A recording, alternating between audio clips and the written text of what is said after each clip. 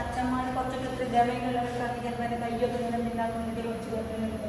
വേറെ ചിലതിങ്ങനെ കുറച്ച് ഗമ കാണിക്കാൻ വേണ്ടി കാണിക്കാം. വേറെ ചിലതിങ്ങനെ ഈശോ വിളിക്കണം. അങ്ങനെ അച്ഛനാണ് അല്ലെങ്കിൽ പുരുഷനാണെന്ന് കാണിക്കാൻ ചില വാക്കുകൾ കാണിക്കാറ്. മനസ്സിലായോ? അപ്പോൾ ഇപ്പോൾ ഞാനാണെങ്കിൽ ഞാൻ വിളിക്കും. പണം കിട്ടപ്പോൾ എന്താ ഒരു മാർഗം? നമ്മളെ കുറച്ച് സ്ഥലത്ത് കുറേ വലിയ മരങ്ങൾ നിൽക്കുന്നുണ്ടല്ലോ, അതിൻ്റെ കൂടുതൽ ഇഷ്ടംപോലെ മരങ്ങൾ അതങ്ങനെ ഉപയോഗിക്കാം.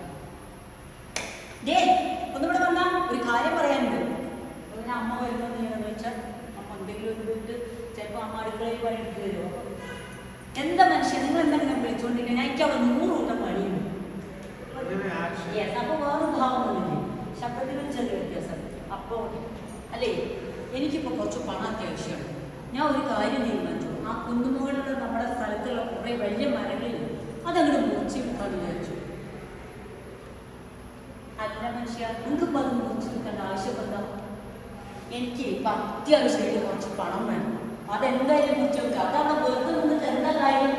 അപ്പോൾ ഇവിടെ അമ്മ വരികയാണ്. അപ്പോൾ നിങ്ങൾക്ക് വേണമെങ്കിൽ 5 വയസ്സായ അമ്മ എന്ന് കാണിക്കാൻ വേണ്ടിയിട്ട്, എടാ രാഘവ, നീ എന്താ ഈ പറയണത്? ആ കുന്നുപോലുള്ള മരങ്ങൾക്ക് മുറിച്ച് വിൽക്കാനോ പറ്റില്ല കേട്ടോ. ആ മരങ്ങൾ അവിടെ നിൽക്കൊണ്ടാണ് ആ കുന്നിടിഞ്ഞ് നമ്മുടെ വീടിൻ്റെ മുകളിൽ കൂടെ വീടാകുന്നത്.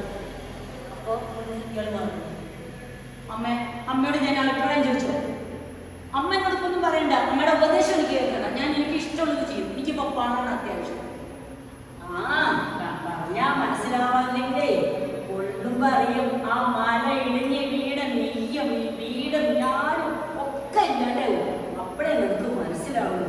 ആന്റെ ഇഷ്ടമല്ല അതുപോലെ ചെയ്യും.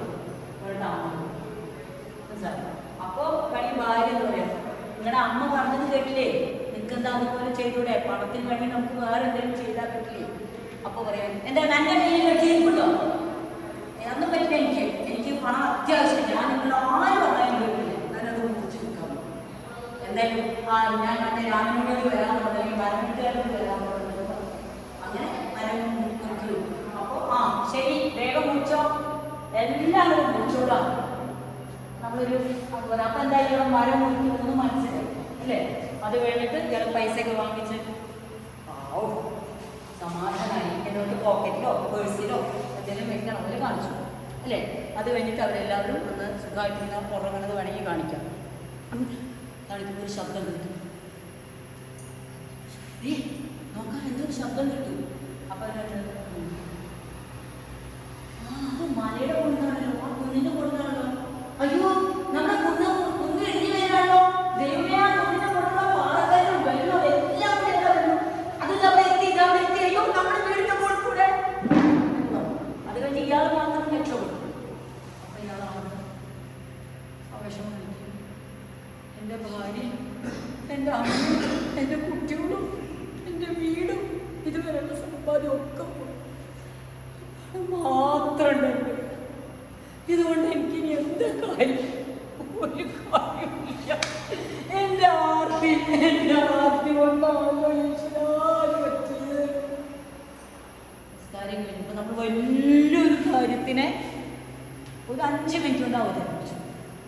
എന്നിട്ട് അത് കഴിഞ്ഞ് നമ്മൾ പറയുകയാണെങ്കിൽ പണത്തിനോടുള്ള ആർത്തി മൂലം പ്രകൃതിയെ നശിപ്പിച്ചാൽ ആ പ്രകൃതി തന്നെ നമ്മെ തിരിച്ചെടുക്കും.